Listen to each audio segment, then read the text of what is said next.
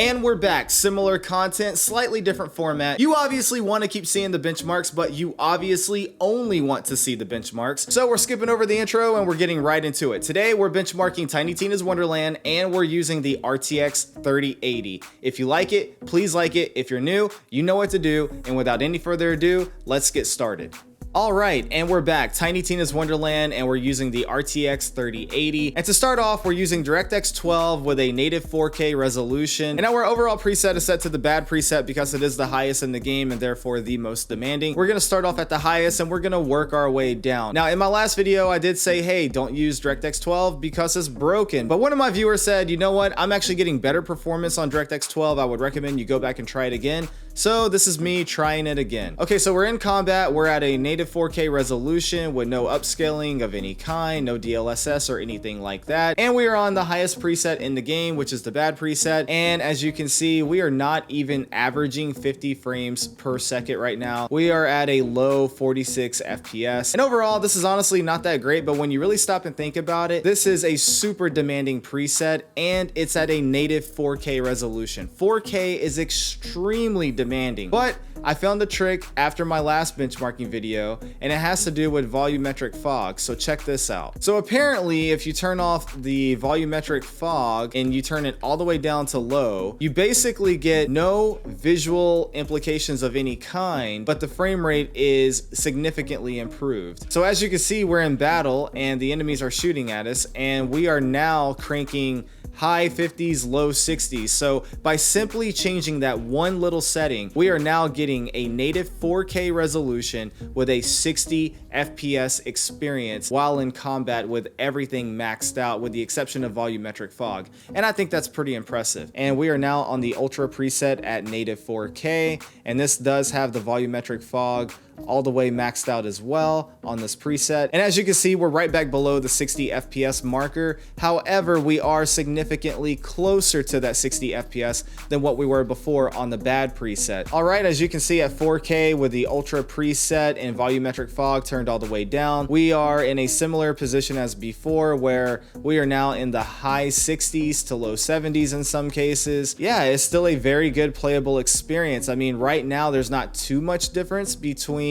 the bad preset and the ultra preset. I think our average frame rate is a little bit higher overall. So again, this one little trick will radically improve your frame rate, and I think that is absolutely awesome. And as you can see on the high preset with volumetric fog enabled at native 4K, we now have an average frame rate of 62 frames per second. So that volumetric fog setting really seems to mess things up. Like it just does. For whatever reason, it is incredibly demanding and it really brings down your frame rate. Okay, so now we're still on the high preset at native 4K, and we're now taking that volumetric fog all the way down. We are now in a new area with new combat, and currently we are sitting at 68 frames per second, and we spiked up to 70 for a minute there.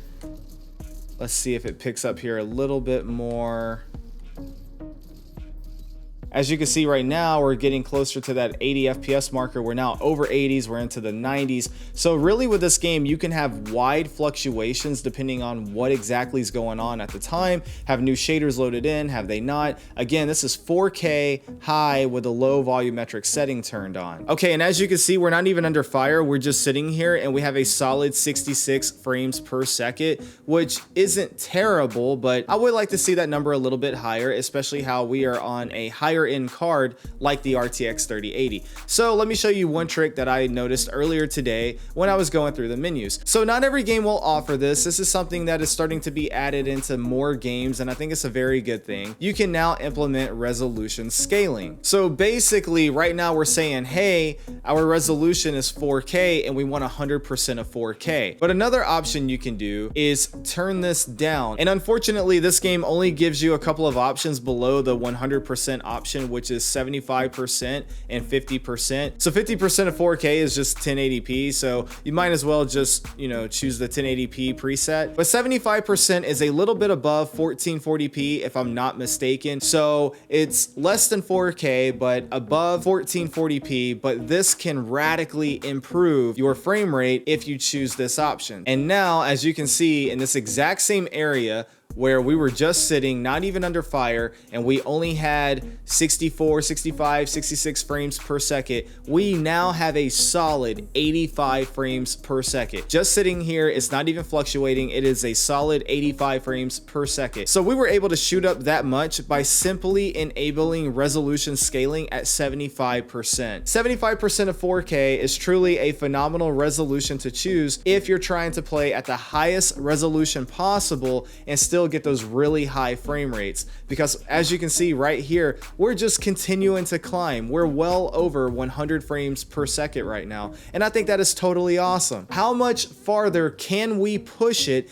if we continue to drop it all the way down to 1440p? Okay, so we're here at 1440p with a RTX 3080, and as you can see, we are now averaging around 87 frames per second, and it is starting to go up and down just a little bit more. But again, this is fully maxed out, right? Volumetric fog on, bad preset, everything. So we're temporarily hitting over 100 FPS in some cases, like you just saw right there. Okay, so we turn volumetric fog all the way down. Let's give it a second to take effect and see what happens. All right, and as you can see, we're at 1440p, and volumetric fog has been turned off with a bad preset, and our average frame rate is now at 105 frames per second. That is definitely quite an improvement by simply changing just one setting, but let's continue to mess around and move things around and see how far we can actually push it. Okay, so we're at 1440p with the ultra preset, and in some cases, as you can see right here, we just hit over 140 frames per second, but then we dipped right back down to the 90s. So it definitely fluctuates a lot. But again, this does have volumetric fog on, so let's turn that off and see what happens. We're at 1440p on the ultra preset with volumetric fog turned down to low, and unfortunately, we're not really seeing that big of a frame rate increase, and I do think this has to do with DirectX 12. In the in-game benchmark, if you use the ultra preset on DirectX 12, it will actually perform worse than the bad preset on DirectX 12. So now we're gonna change it down to the high preset, and we're gonna go ahead and turn off that pesky fog. While in combat right here, we are averaging 109 frames per second. Not gonna lie, I kind of thought that might have been a little more, but hey, that's still not bad. Okay, we're starting to go up a little bit, 112 frames, yeah, it really just kind of depends on how far back I walk. The closer I get into the city, it seems like the higher the frame rate will go. But yeah, you definitely have multiple options here for sure. Were you impressed with the 3080, or maybe you were a little bit disappointed, or maybe it was right where you expected it to be? Are you even playing Tiny Tina's Wonderlands? If so, what type of hardware are you using? Because honestly, I love talking to all of you about the tech specs. I really do. So hop in the comment section and let's talk about it. Let me know the hardware you're using and what type of performance you're getting. I'm really looking forward to talking with you. And that's it for this video. I hope you enjoyed it. If you did, please hit the like button because it goes a long way in helping me out. If you're new here, you know what to do. And until next time, E-Rock out.